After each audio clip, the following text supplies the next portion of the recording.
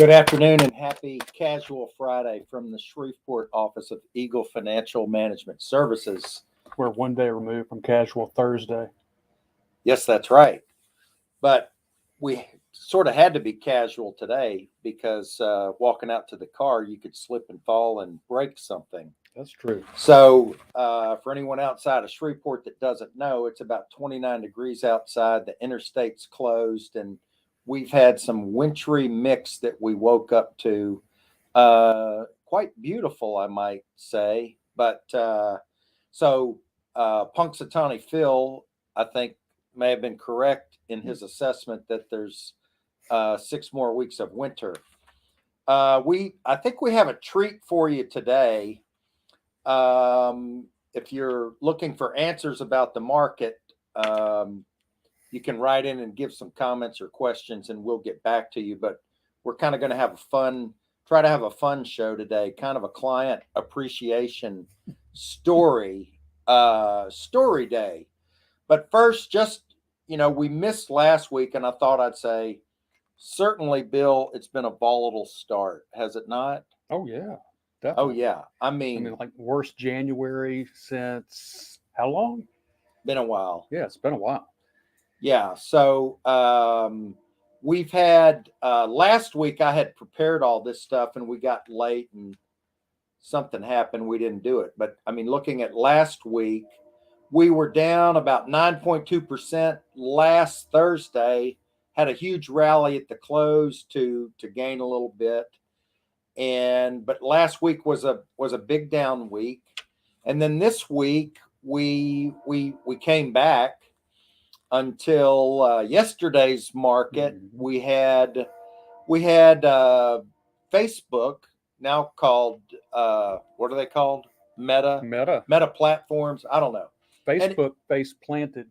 Facebook face planted. That's good. That's a good. That should have been the news headline. They had horrific sales and earnings numbers that made the company lose 25% of their market capitalization, a quarter of their value, and they drug down the whole stock market with it, especially tech names and NASDAQ stocks. So then after the close, Amazon reports, and essentially, I don't know, they're selling like a 50 or 60 PE bill, which is 2 times the market, but they had nearly 100% earnings growth. So, and they're a monstrosity, of a company. So in terms of size, so the market really liked that today. And Amazon was up over $300 or something, up over 10% today, and drug the whole market back up. Mm-hmm. Basically, so Bitcoin closed out back over 40,000 today, up about 10%. S&P 500 was up about 0.5% today. So that's got us back to down about 5.5% on the year, Bill. S&P never did go into correction territory. The NASDAQ, however, did, as did high-flying, high PE, what we call growth stocks. So the Dow was flat today. The NASDAQ, on the strength of Amazon, was up over 2% most of the day, closed up about 1.6%. And gold closed back over $18. A huge story so far this year is the price of oil, which hit the highest level since 2014 in the last couple of days, busting through $90 a barrel, closing today at $92.20, up $1.93 a barrel. I'm telling you, we're gonna have $5 gasoline on this, at least in California, pretty soon. And that's really the Dow Jones Commodities Index is up about 10% this year. I mean, that would annualize at 100%. But we're not going to do that. We're not going to do that. We could with a few commodities, though, however. I mean, nat gas is up 31%. Crude oil is up 20% so far this year. And that was actually through yesterday. So it's up, call it 22%. And And the bond market has been selling off since the start of the year, with the long bond now, well over 2% on the yield, and the Vanguard total bond index being down about 2.5% year to date, and fell further, today. So getting into, Bill, you want to go first? You want me to? Well, I've just got a comment. With the spike in crude oil and corresponding gasoline prices, the clean energy advocates should really be happy. I think that, Europe has moved to redefine that which is clean, and it includes natural gas. Well, it should. Now. I think so too. But I mean, this is what is needed to see a bigger migration away from fossil fuel usage. So if you're in that camp, you should be applauding, even though your pocketbook may not be happy right now. When we see $100 oil, you're going to start to see people putting weird convertible contraptions on their vehicles to try to save money. And I think that some of the policies that we have in place, this is I can't wait to see the next CPI and PPI prints, which are coming out wholesale and consumer prices. I think they're going to be higher than they've ever been, and the government, the reporting entities, likes to exclude the most highly volatile components, food and energy, but those are the most meaningful now, especially I think for the overwhelming majority of the population that includes the poor. Sure. This is really tough. Okay, so we want to tell some of our unique. Thought this would be fun to tell some unique client stories, and we're changing the names to protect the innocent and the guilty. We should. Yeah, that's right. Thank you, Wesley. I was about to say that. So I'll tell. This is kind of interesting. I started in the business in 1990, and to date in 1991, probably the most successful thing that I had done. I met this FB 111 pilot. I think I actually got him on a cold call. I would go out and do in-person cold calling during the day, Bill. Then at nighttime. No, that was back when they had party lines. Is that right? Party lines. Do you know what a party line is? Yes, I do. No, but this was back when you could actually talk to someone on the phone and not be fined $10,000. True. So now they have do not call. And it was a hard line too. And I would never try to do marketing over the telephone like that. But anyway, I think so. I came into the office and I would say, "Hi, I'm Jack Ditt with Legg Mason. We're the largest dealer of Louisiana tax-free municipal bonds, and we publish a weekly list of our offerings. And I'd like to send it to you with no obligation." And we would say, "Whoever talks next is the loser." I mean, that sounds like a boiler room, but yes.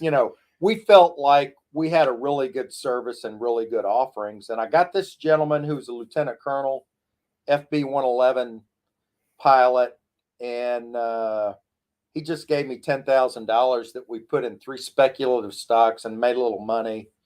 And I was just a rookie and didn't know what I was doing so much, but he invited me. They were at Barksdale Air Force Base. I got invited to the officers club because all these guys worked in the simulator, the KC-135.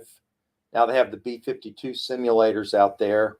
And I think it was Toronto-based CAE Link did not renew the contract. No, that's not what it was. It was McDonnell Douglas switched over to Toronto CAE Link. And so all these guys had retirement plans and they had to do something with the money. So and typically, right, Bill, most retirement plans wind up in an IRA, yes. Correct? At some point. So So I went out there and met at the officers club, and they were all some of them were losing their jobs, which was kind of sad in the transition. So it was kind of bittersweet, and most of them were drinking rather heavily. Of course, I wouldn't do that, especially when I'm making a presentation. Did But you take advantage of these people? Yeah. But this was really cool. So I think I wound up opening up about 25 accounts and brought in about 2.5 million. And man, I was the bomb to my boss, for until I screwed something up about a week later. But this is what's cool. You just get them drunk and then when, pitch them. When I reflect on this, it's interesting. One of the gentlemen was, one family was a full colonel who flew F-86s and F-105s, Vietnam era stuff that no longer flies. And I remember visiting him, actually praying with him on his deathbed with his wife there, who's still a client. And his best buddy was one of the guys who was there. This guy was a lieutenant colonel that flew everything. And his wife is still, most of these guys are still clients. And this guy's wife is still a client. He died from COVID. We lost at least three clients to COVID in the last, since this thing started. And he was an awesome guy. He was a practical jokester, always in a good mood. And I visited with his wife the first week of January. And these are some of the coolest things about this business. She said, I left my door open on my truck and it was still running. And I usually put the window down or leave the door open so I don't lock myself out of the truck. I've done that once or twice. And I go inside and she says, "Hey, you need to stay for a few minutes." And I'm like, "I've got to get to work." And then she whips out like this 40-pound ham and told me that I needed to take some of it with me. But she said, "I'm not going to carve it. You carve it." So she goes over here and plops this thing down on the kitchen. And I'm in there before I get to work, carving this wonderful smoked ham. I probably carved about 4 or 5 pounds of it and put it in foil and left it in the truck. It was a cold day and took that thing home and munched on it. So that's a pretty cool story, isn't it? Yeah. Did you eat all that yourself? I ate most of it. You're such a ham. But the dogs helped me a little bit because, Buddy and John are standing there anytime I go into the pantry or, so, all right, William, how about one of yours? I'm going to go back further in time to my banking days. I remember one of the earlier calls that I made, and it was to a manufacturing plant. This was in Texas, outside of Houston. I was doing a tour with the owner of the plant and another banker. We're walking around. It was a concrete floor. And I noticed that there were these metal grates running all through the plant. And it was toxic runoff from their operations. Oh, man. Well, I'm in a wool suit, pinstripe suit, sporting my brand new Johnson & Murphy cap shoes, walking through this plant, and I saw the grading, and they warned us. And wouldn't you know, the one place in that whole plant missing one little section of grading, I put my foot into. Ooh. And sunk my whole foot down into this, whatever it was. Toxic waste. Yes. So you talk about embarrassed. So I pull my foot out, soaking wet. I had to take off my shoe and my sock. And that's how I went home. I think I flew. Maybe that may have been a flight back to Houston. Actually, You're fortunate to still have that foot. I'm problem. fortunate to still have that foot. Yes, Did you get superpowers? I have superpowers in that one foot. No wonder Thank you you. glow sometimes. Exactly. Told you, bro. All right, go. Okay, the next one. Okay, all right. Listen up. This thing is a wild story. It's kind of hard to believe. Okay, so I was still back at Legg Mason back in the day, and I get a phone call on a Friday afternoon at about 2:30, and it's from this gentleman. Well, I answered. He's already a client. I mean, they didn't have a lot of assets with us at the time. And he says, Jack, can you come down? I forget what it was called, the El Dorado Casino. We have riverboat casinos here. He says, can you come down to the casino? I put $1 in the Megabuck slot machine and I won $5.5 million. $1. And the casinos had just, I don't know when they got here, in the early 90s, I think. But, I had some clients that had large fixed income accounts, and some elderly people that were retired, and they were addicted. I mean, they had to go down there often. But anyway, so this guy wins $5.5 million. I said, man, I'll be there as fast as I can. He and another guy, they wanted to picture them on a billboard. And unfortunately, there'd been a guy like 2 weeks prior that left there with a big stash of cash, and someone followed him and shot him with a 22 on I-49. Oh. And he died a horrible death. But anyway, they wanted me to check the math, look at all their options. I mean, I felt like I was in the legal profession for a day. Anyway, but you still have it. Show the audience what you took. What's that?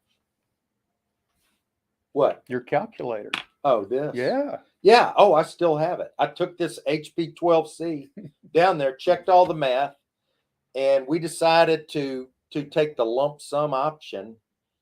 And they put them in a 3,000 square foot penthouse, and they invited their friends, and we pigged out in the casino on the weirdest, most exotic, most expensive things that were comped. Like, we ate abalone.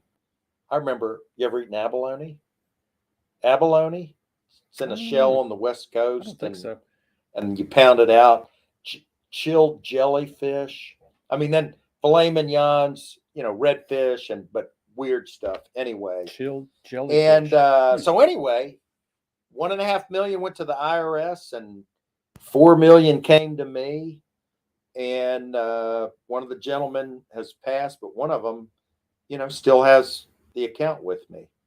And back then, we put the money in tax-free municipal bonds along with the existing monies. They had $5 million back then at 5%, generated an annual tax-free income of $250,000.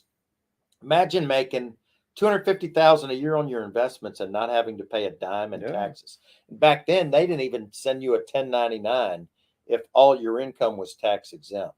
So you didn't have to worry even about paying state taxes if you bought bonds from out of state, because there was no 1099, no reporting. So that was that's a good story. There's going the extra effort. Oh yeah, that was. But here's the extra effort. Here's part B to the story. Well, in 2014, the gentleman decided to buy the new body style, beautiful blue 2014 Stingray Corvette, and asked me if I wanted to come out and see it and go for a spin. Well, we left his house and drove a mile. It's out there on the Southern Loop. I think it was Pie Works, and ate lunch. And I thought that's what we were going to do. Jump in there and drive down there and then drive back. Do you know this story? I know all your stories. Okay.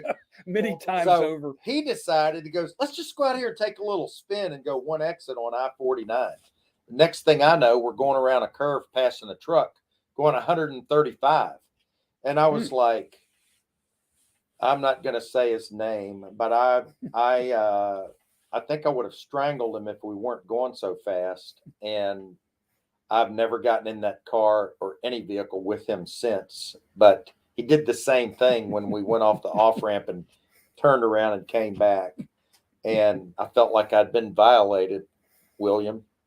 Anyway, 135 in a car against my will, passing a truck on a curve. Anyway. I've never been violated, but I did get the witness violation. I really like the opportunities to go out and see, especially business clients, and see what they do and their operations. Well, I went to this farm in Central Texas, and this farm has or had a global reputation for bovine semen exports. So they're exporting product all over the world. And my job was to help with the financing of their product. So I got to witness how they produce said product. It was quite interesting and quite disturbing. I would have never thought that a bull would get on top of a steer. Imagine that. But hey, it worked. Top that. Top that. I'm going to keep mine clean. Okay. I've got one more that has a part A and a part B kind of as well, but this is a true story. I have a client. This one's more recent, about 5 years ago. So this is an Eagle Financial story. Well, this gentleman owned an oil company in town, and he's now deceased. And I lived walking distance from his house, just about. It's a half a mile, so I'd drive over there. Calls me up one Friday afternoon, and he says, Jack, I want you to come over to the house and grab a cigar. We'll smoke a cigar out back and talk about my investments. And so I was like, yes, sir. Okay. I'm wrapping things up. I'm on my way. So I get there and I walk up to the back door, park my car, walk up to the back door. And I noticed it was cracked open and this gentleman was nowhere to be found. And I looked over and realized that he wasn't home. So I guess I realized later when he came back that he went to get a pack of smokes or something, and I beat him there. Well, in the meantime, I'm trying to figure all this stuff out, and I look in the door, and maybe his vehicle was at the shop or something. I didn't know. So I look in his door, and he's got a Jack Russell Terrier racing by me with a wad of $100 bills in his mouth. And if I remember this correctly, there were a couple of them on the floor, torn in half, and he had a big stack of them. I don't know what he was doing with these $100 bills, but he had a big stack of them on the coffee table, and his dog was tearing them up. So, and his wife was, and this gentleman was, they're over 80. They're over 80. They're great people. He was an awesome guy. So his wife had their house. It's a large house, and she was way back in her bedroom, and she normally never even come out. We'd just visit, smoke a cigar, and talk. And so I'm like, man, I better do something about that, or that thing might eat all of those hundreds. So true story. So I'm in their house. Neither one of them know that I'm in their house. And I'm chasing this Jack Russell Terrier. he's doing laps around the dining room and the TV room and running as fast as he can, jumping up on the couch, running underneath the chairs. And I mean, I was trying desperately to catch this thing. And I don't even remember whether I caught him or not, Bill, but the gentleman returned home and called him over to him, and we got some of his hundreds back intact. Note to self: no Jack Russell Terriers.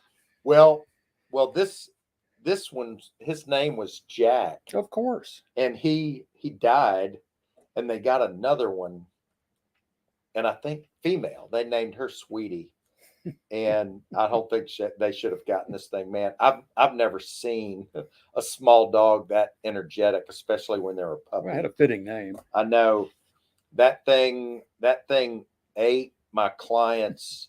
This is after Henry passed. I think this thing ate like three $5,000 hearing aids. No way. Huh? Oh, Yeah. Imagine you put it down on the coffee table, the dog grabs it, chews it up and swallows it. And then you've got, well, that thing, this one day, yeah, the gentleman was still living at the time, I'm pretty sure. Yeah, he was. I remember now. He tells me that thing found a jar of Gorilla Glue, a bottle of Gorilla Glue that he left out, and she ate the whole thing. And so I think that was like a $5,000 or $10,000 surgery. They waited for it to harden up in her belly, and she would have died. I mean, there's no way to pass that. that's terrible. And they put her out, cut her gut open, and pulled out like a baseball size. This is a Jack Russell Terrier that's like a year old. So that thing survived it. But yeah, I was telling that story to a guy at lunch today. And I hope there's no animal activists watching. He said his dad shot one of his dogs one time because he needed to spend $5 to give it a flea bath. So that's wrong. That's way wrong. Terrible. I think that I can't top that. You win. I cannot top that story. Okay, you got another one? No, nothing like that. No. Yeah, no, those are true stories. Anyway, well, this isn't a funny story, but it's still to me, it's an interesting story. I had an opportunity back in the day. This was like late 1990s. I was sitting across a conference room table from Dick Cheney, the Dick Cheney, VP under W. At the time, he was the CEO of Halliburton. That was intimidating. It'd be more intimidating if you went hunting with him. Oh gosh, no joke. That's a very poor joke. That's cool. So what meeting was this? Gosh, he was hosting the chairman of the Export-Import Bank of the U.S. So I was there on behalf of the Export-Import Bank. Did you introduce yourself to him? Of course. Oh yeah. Did he remember me? Of course not. But still, it was an interesting meeting. Yeah, it's interesting. My brother, we shared some of these stories over lunch today because I was just kind of thinking, and he was an executive bodyguard for he guarded in the mid 80s Saudi Arabian King Fahd's brother. His name was Prince Noaf, and his family, and David guarded them for years, and the guy's taking a nap at the St. Regis in New York City, I think on 55th and 5th. And the Trumps came to see him and knocked on my brother's door, which was their command post. And it's he and Marla Maples. Wow. And David said, "I'm sorry, sir. He's taking a nap right now, but he'll probably be done in about 30 minutes. And stand right here and I'll run down and check." So he said, "Yeah, about 30 minutes. So they wound up, he said, he sat down with Donald Trump and Marla Maples and said he was so genuine, asked questions about his life for the whole 30 minutes. And then when the prince came walking down, he summoned a bellboy to get my brother two of his favorite dinners off the menu. Complimentary. I mean, that's pretty cool. That is nice. So, but okay. Do you know who the three Joes are? This is a quiz. I'm transitioning to sports. Oh, I'll give you a clue. There are two quarterbacks in history, both with the first name Joe, that have won an NCAA championship and a Super Bowl. Do you know who they are? I will have to say, all right, NCAA championship and a Super Bowl. Yeah. Because Burrow has that opportunity. What about? His name is Joe, by the way, too. Yes. He could be the third. He could be the third. Joe. What about Theismann? Nope. That's a good guess, though. He played for the Redskins, and he was the one that had that horrific. Montana. Joe Montana. Where'd he play his college ball? Was that Notre Dame. Ah. Notre Dame and then San Francisco. So Joe Montana, some people still think he was one of the GOATs. One of the GOATs, maybe the best ever, not in this era. And then Joe Namath, Broadway Joe, Alabama and New York Jets, one of the biggest Super Bowl upsets. Now, if Joe Burrow does this, he will be set apart from the three Joes. Yes, he will. Because he's the only one that has also. Well, he if he wins, he will be the only one to do that within his first 2 years of turning pro. True. He's also undefeated in his college and pro postseason career, 7-0. But he's the only one out of the three Joes to have won a Heisman. So he could come away with the Triple Crown, but not so fast. They're playing against, for the second time ever in Super Bowl history, it's a home game for Los Angeles. And you're given 3.5 points or 3 points for home field advantage. It's kind of unfair to play a Super Bowl game in your home stadium, like the other GOAT, Tom Brady, did 2 years ago in Tampa Bay. But for the second time, so they are 4.5 point underdogs, and it's a weak offensive line against a very strong defensive line. Could be one of those days where he's running for his life. But at 4.5, I mean, I'm going to say this thing is a toss-up, and I wouldn't count against him or rule him out.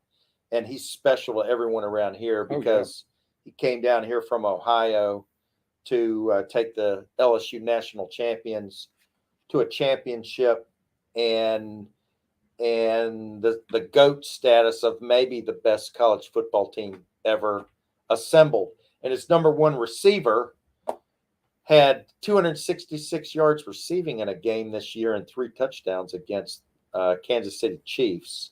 They double teamed him in the last game, and he threw to other people. But it's going to be interesting to see how this plays out, not this Sunday, but the following. So what else, William?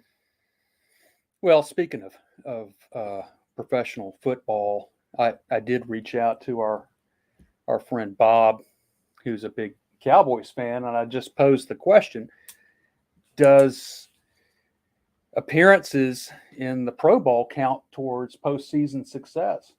And he did not fancy my question. He was perturbed, actually. They don't tackle each other anymore. No. And I don't blame them for it because, man, you got a guy 300 pounds coming at you that there's a defensive tackle now that runs a 40 and like 4.39. I mean, imagine him with a full head of steam. Like I don't full-size refrigerator. Yeah. So, other sporting news. Doug Peterson. Did you know this? Oh, the He- new coaching job. He started his football coaching career, at Calvary Baptist Academy in Shreveport, Louisiana, and quickly entered into the ranks of professional head football coach of the Philadelphia Eagles, where he had a record of 42-37 and won a Super Bowl. Got fired a couple of years ago, and he's back to coach the vacancy there at the Jacksonville Jaguars. And I wish him the very best. He's an awesome man. And I think it's going to be an awesome alignment with that flowing hair quarterback they have that does the Subway commercials, Trevor Lawrence. So what else, William? I got nothing. Wes, you got anything back there? Let's go home. Okay. We will do something more traditional and normal next Friday. We're still breathing. But if you reach out to us and request abnormal, we'll give you more abnormal. Is that it today, gentlemen? Have a good weekend.